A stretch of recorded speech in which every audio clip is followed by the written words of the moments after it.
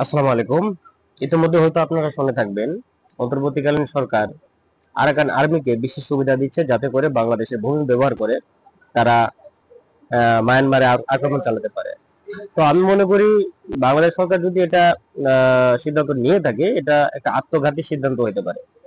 কারণ এখানে বাংলাদেশের খুব বেশি লাভ হবে বলে আমার মনে হয় না। বরং এটা না করে যদি বাংলাদেশ সরকার আমাদের এখানে যে রোহিঙ্গা যারা আছে তাদেরকে ট্রেনিং দিয়ে, প্রশিক্ষণ দিয়ে তাদের মাতৃভূমি রক্ষা করার জন্য পাঠাই, এটি ভালো হয়। একটা বিষয় দেখেন, কিছুদিন আগে doctor Mohammad Yunus, professor doctor Mohammad Yunus, তিনি বলেছেন যে আগামী ঈদ তারা করতে পারবে, অর্থাৎ মিয়ানমারে গিয়ে করতে পারবে।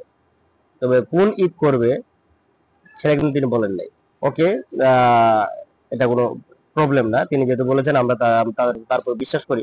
তবে তাকে এই ব্যাপারটা আরেকটু ক্লিয়ার করতে হবে এখানে। আহ, আরাকান আর্মিকে সুবিধা দিয়ে অ্যাকচুয়ালি বাংলাদেশের কি লাভ, বাংলাদেশের সার্বভৌমত্বের কি লাভ, বাঙালিদের বাংলাদেশিদের কি লাভ? কোনো লাভ নাই।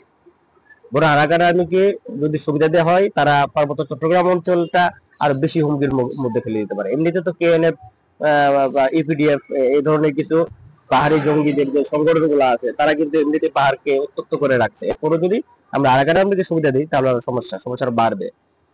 যাই হোক, ওই যে রোহিঙ্গা প্রত্যাবাসনের যে ব্যাপারটা ডক্টর মোহাম্মদ ইউনূস বললেন তিনি আগামী ঈদের মধ্যে পাঠাবেন, তো এখানে উল্টা আরো দেখা যাচ্ছে, আমরা এই যে গত দু একদিনের নিউজে দেখতেছি একটা বিশাল সংখ্যক রোহিঙ্গা জনগোষ্ঠী কিন্তু আরো বাংলাদেশে প্রবেশ করেছে। তো এইটা কিন্তু ভালো কোনো লক্ষণ না। আমি অন্তর্বর্তীকালীন সরকারের সংশ্লিষ্ট সকলকে অনুরোধ করব, আপনারা আর একটু চিন্তা ভাবনা করে জনস্বার্থে কাজ করুন।